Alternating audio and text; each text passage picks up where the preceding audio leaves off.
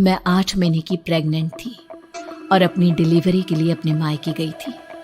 माँ ने मुझे फोन पर बताया, घर के पीछे की तरफ जो खाली जमीन थी ना, वहाँ पर एक नया कमरा बनवा लिया है। इतने सालों के बाद जैसे ही अपने घर में कदम रखा, कुछ अलग सा लगा। माँ, ये घर के पीछे की तरफ नया कमरा बनवाने की क्या जरूरत थी? अरे बेटा, घर के पीछे दूर दूर तक खाली जमीन है। तेरे पापा को कई दिनों से लग रहा था कि यहाँ पर एक कमरा बनवा लेंगे तो ताजा हवा मिल जाया करेगी। अब तो ये सब छोड़ और चल जल्दी से दूध पी ले। माँ, मैं थोड़ी देर में पी लूंगी, आप सो जाओ। मैंने दूध का गिलास उठाकर उस खिड़की में रख दिया। पता नहीं कब आंख लग गई। अचानक से खिड़की के पल्लों के खड़कने की तेज आवाज आई। दूध का गिलास धड़ाम से जमीन पर आ गिरा। जमीन पर गिरते ही दूध का रंग लाल हो चुका था। मैंने खिड़की से झांक कर बाहर देखा।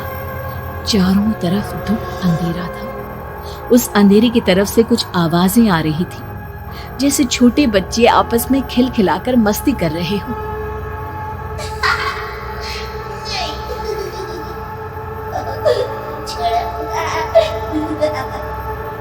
इतनी रात को इतने घनघोर अंधेरे में बच्चों की आवाज कैसे आ रही है? घड़ी में वक्त देखा तो ठीक 12 बजे थे। देखकर मैं सन्न रह गई। बुरी आत्मा और भूतों की कई कहानियां मैं सुन चुकी थी। वक्त भी कुछ ऐसा ही था। ऊपर से मैं प्रेग्नेंट। सुना था कि ऐसे वक्त में अक्सर बुरी आत्माएं औरतों का पीछा करती है, तो क्या मेरे पीछे भी?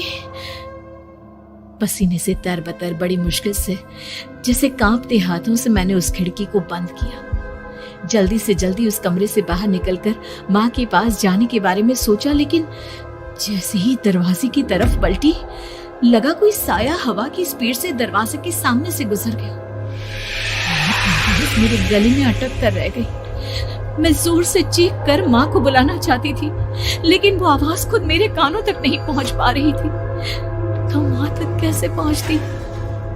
खिड़की के पल्ले एक बार फिर तेज हवा के झोंके से धड़ाम करके खुल गया और पूरी ताकत से मैं चीख पड़ी। जानती थी मेरी चीख की आवाज सुनकर कुछ ही सेकंड में माँ वहां पहुंच जाएगी, लेकिन ऐसा कुछ हुआ ही नहीं। मेरा कलेजा डर के मारे फटा जा रहा था।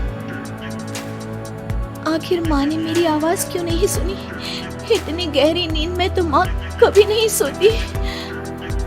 ठीक पीछे खुली हुई वो खिड़की। मुझ में इतनी ताकत नहीं बची थी कि मैं पलटकर उस तरफ देख भी सकूं। हवा का एक सनसनाता हुआ झोंका उसी वक्त मेरे कानों से आकर टकराया। लगा जैसे किसी ने दबी हुई आवाज में धीरे से मुझसे कहा, चली जाओ यहाँ से। मैंने दोनों हाथ अपने कानों पर रख लिए और एक बार फिर ताकत लगाकर जोर से चीखने की कोशिश की।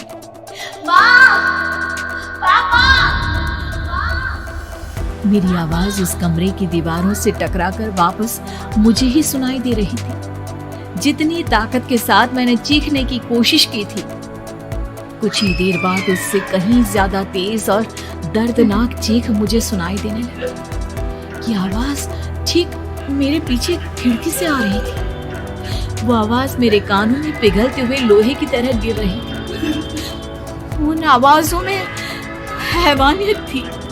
वो आवाजें किसी इंसान की नहीं है, इतना मैं समझ चुकी थी। कांप रहे हाथों से मैंने अंधेरे में कुछ ढूंढने की कोशिश की।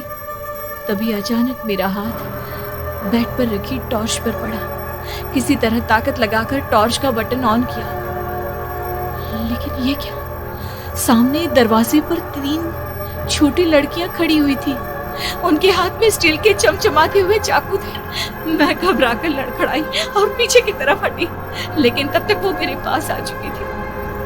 उनकी गर्दन टेढ़ी थी और उनके हाथों के वो चाकू मेरे पेट को निशाना बनाने को तैयार। मैं जोर से चीखी, नहीं, छोड़ दो मेरे बच्चे को, मत मारो, मत मारो, छोड़ दो मेरे बच्चे को। सोनाली, क्या हुआ बेटा? तू इतनी डरी हुई क्यों है? उठ बेटा, क्या हुआ? हड़बड़ाकर मैंने अपनी आंखें खोली। देखा तो दिन निकल आया था। माँ मुझे जगा रही थी। मेरा चेहरा पूरा पसीने से लथपथ था। क्या हुआ बेटा, तुमने कोई बुरा सपना देखा क्या? मैं अभी तक अपने पूरे होश में नहीं थी। वो मेरे बच्चे को मार देगी माँ, वो लड़की मेरे बच्चे को। मैंने घबराकर अपने पेट को छुआ। सब कुछ ठीक था।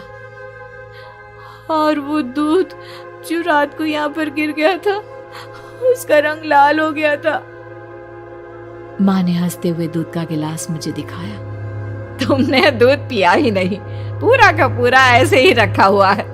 तुमसे कहा था ना सोनाली, सेहत के लिए लापरवाही ठीक नहीं बेटा। लेकिन मैंने तो सब कुछ अपनी खुली आंखों से देखा था। ये सपना कैसे हो सकता है?